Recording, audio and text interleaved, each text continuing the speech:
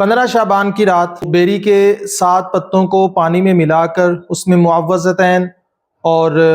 آیت الکرسی پڑھ کے پھونک ماری جاتی ہے، پھر اس سے غسل کیا جاتا ہے۔ اس کی اصل ہو بہو اس طرح قرآن و حدیث میں کہیں نہیں ہے، بہرحال یہ بزرگان دین کا مجرب نسخہ ہے۔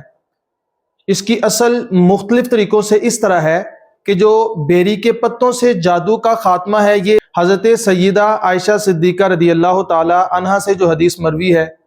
وہاں سے اس کی اصل ملتی ہے، اور پھر 7 پتوں کو پانی میں ملانے کی جو اصل ہے یہ حضرت وہب بن منبہ رضی اللہ تعالی عنہ کا قول ہے، جس میں پانی میں بیری کے 7 پتوں کو مکس کرنے کی اصل ملتی ہے،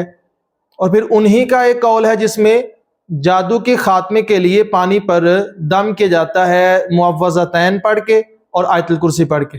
بزرگان دین جیسے کہ سیدی اعلی حضرت امام احمد رضا خان فاضل بریلوی رحمۃ اللہ علیہ اور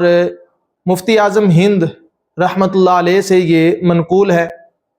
وہ اس کو کیا کرتے تھے۔ اس کے علاوہ شب رات کو غسل جو ہے کرنا یہ مستحب ہے۔